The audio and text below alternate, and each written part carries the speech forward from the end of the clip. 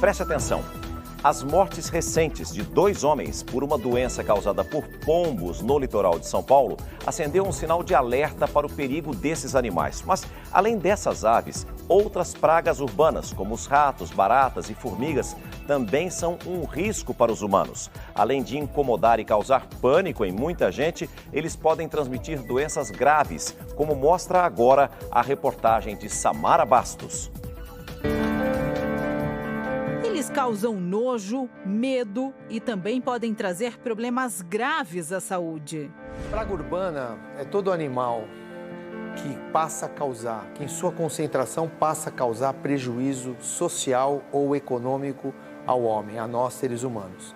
Então, a gente pode classificar determinado grupo animal, seja ele répteis, anfíbios, aves, insetos ou mamíferos, que em sua concentração passa a oferecer qualquer tipo de risco à saúde nossa, do ser humano, ou ao patrimônio histórico, no caso específico, infestação por cupins.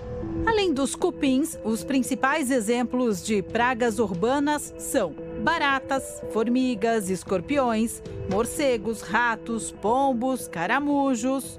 Todos são resistentes e se adaptam facilmente aos mais diversos lugares. E os centros urbanos são atrativos a este tipo de bicho. Tem comida e abrigo. Com a destruição desse habitat natural do bicho, ele é expulso. Esses animais ocupam hoje galerias de esgotos, galerias pluviais, cemitérios, justamente por uma condição que nós, seres humanos, oferecemos a eles. Junto com as muitas sensações ruins de quem os vê, eles trazem doenças e muitas vezes difíceis de serem diagnosticadas. São doenças que exigem um conhecimento epidemiológico para se tirar uma história adequada, para se pensar nelas. Recentemente, 2 homens morreram vítimas da doença do pombo, a criptococose. As mortes aconteceram em Santos, litoral paulista. O empresário José Wilson de Souza tinha 56 anos e o cinegrafista Mauro Sérgio Gil, 43. A nossa equipe conversou com a viúva de Mauro Sérgio e ela diz que a demora do diagnóstico foi desesperadora. Ninguém sabia o que ele tinha, os médicos se reuniam para olhar a tomografia. Os 2 homens apresentaram os mesmos sintomas: intensa dor de cabeça, febre, cansaço e falta de ar. Segundo a infectologista, são sintomas clássicos da doença, mas que podem facilmente ser confundidos com outros problemas de saúde. Ela parece um sintoma de gripe. Evolui com uma febre progressiva, tão rápida, de não melhora. Então ela passa como se fosse um resfriado, vai parecendo uma gripe, que é uma coisa mais séria, e fica em torno de 2 a 3 semanas. E podem evoluir pelo quadro de falta de ar grave e levando a quadro neurológico, que é a meningite, que é o mais grave ainda. A criptococose é causada por um fungo que se prolifera nas fezes dos pombos, mas também pode ser encontrado em troncos ocos de árvores. Com o vento, esse fungo se espalha pelo ar e pode ser inalado, chegando ao pulmão e atingindo o sistema nervoso central. Achavam que era um câncer no pulmão e que de repente refletia a dor na cabeça. Davam remédios para dor, para a cabeça e dava uma melhoradinha só. Na verdade, ele já estava com pressão intracraniana, ele já estava com excesso de líquor, ele já estava com fungo no cérebro, né? Ele começou no pulmão, silenciosamente, e foi para o sistema nervoso central. O empresário de Santos ficou em coma e teve um AVC por conta do fungo. Já o cinegrafista passou 4 meses internado e teve inúmeras complicações.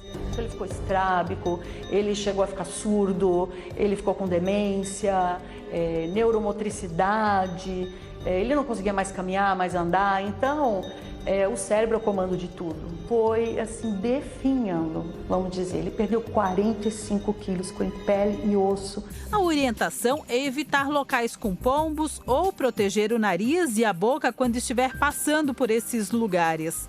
Além disso, nunca toque na sujeira do pombo. Esses pombos, eles fazem, tem os cocôzinhos deles também em carros e as pessoas vão lá e limpam com a mão.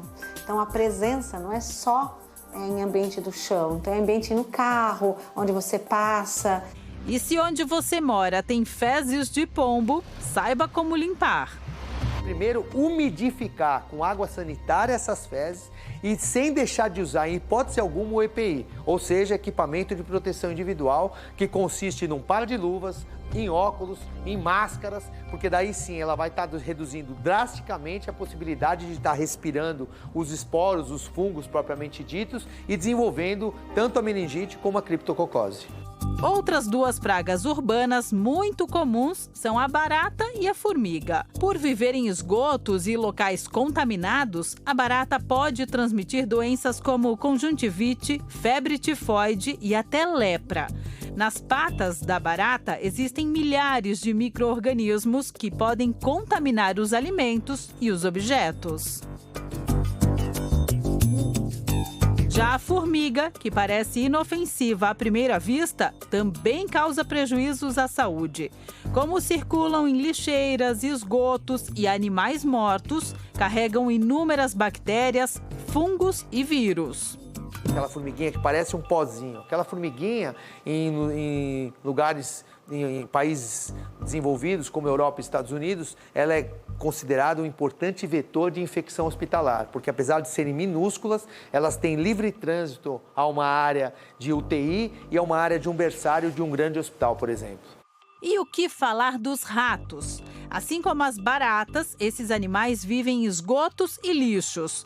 A estimativa é de 10 a 15 ratos por habitante.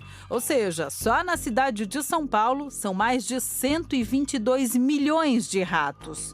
E a principal doença transmitida é a leptospirose, causada por uma bactéria presente na urina do animal. A contaminação é comum em áreas de enchente. Vinícius teve leptospirose e, apesar de não ter tido contato direto com a água da enchente, ficou doente. Eu enfiei a mão numa poça d'água, não coloquei a mão no xixi propriamente dito. Pode ser algum lugar seco, algum material que eu peguei seco. E aí, dedo com ferida, eu tenho bastante rinite, então eu coço o nariz direto. Isso, mão na boca. Ah, vai mexer na boca, pronto, já é o suficiente. Na casa da Os minha sintomas foram os comuns, também confundidos com outras doenças. Ardila abdominal, dor na articulação, fraqueza, dor no fundo do olho.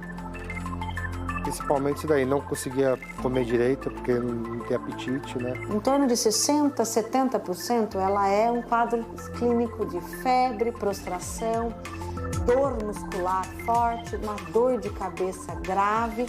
E só em 20% mais ou menos eu tenho aquele síndrome que a gente fala, síndrome de Weill, que é aquele amarelão, que é o quadro mais grave que leva à insuficiência renal. Vinícius evoluiu para o quadro mais grave da doença. Os médicos acharam que era dengue e até leucemia. Foram 40 dias internado, 7 deles na UTI. Eu fui para a UTI sem saber o que eu tinha. A única coisa que eu sabia é que meu rim, meu pâncreas, meu fígado não funcionava. Depois de quase 10 dias internado, veio o diagnóstico. Com o tratamento certo, o organismo de Vinícius começou a reagir. A alta foi um alívio, mas por um ano ele ainda fez exames para saber se havia ficado com sequelas. O susto foi tão grande que o Vinícius agora toma todos os tipos de cuidados. Ele, por exemplo, não bebe em hipótese alguma refrigerante direto da lata, né? Exatamente. Você primeiro higieniza, depois põe no copo. No copo, exatamente. Não coloca o pé em poças d'água. Tá chovendo, tá cheio de água, não vou nem sair, vou ficar aqui esperando. E olha que interessante, sempre no carro dele tem uma caixinha com luvas. Por que isso? Porque como eu trabalho com obra, eu sempre tenho que carregar o carro, fazer algum tipo de trabalho. Então eu não mexo com nenhum produto que esteja sujo no chão. Vou pegar, eu pego e coloco luva, 2, 3 luvas. Além de não sujar a mão, não corro o risco de pegar nenhum tipo de doença, né? A próxima praga urbana não transmite doença, mas pode matar. É o escorpião. Ele tem uma lesão cutânea clássica, tá? E a toxina dele, na grande maioria, é que leva o quadro grave com rebaixamento em quadro neurológico grave. Pode fazer uma paralisação, é um quadro neurológico progressivo e grave, levando a óbito em horas se você não fizer um diagnóstico mais preciso. Em geral, o escorpião aparece no verão e tem hábitos noturnos. Eles gostam de ficar escondidos em gavetas, caixas ou atrás de móveis. Por isso, cuidado! Para manter longe as pragas urbanas, use tela nas janelas, mantenha a casa limpa, não deixe água e lixo acumulados. A gente tem que acondicionar primeiro muito bem o lixo, a gente não deixar aquele resíduo orgânico escorrendo pela lata de lixo, a gente não deixar a louça amanhecida da sexta-feira até o domingo, do dia para a noite, porque por máximo que você faça, você vai atrair mosca, barata, formiga.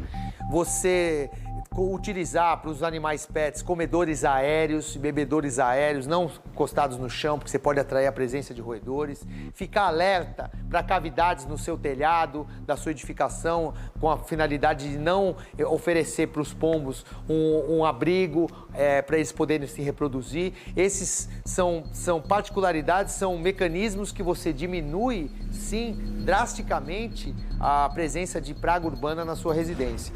Quem sobreviveu a uma doença causada por esses bichos sabe dos riscos e vive atento. É um trauma muito grande, né?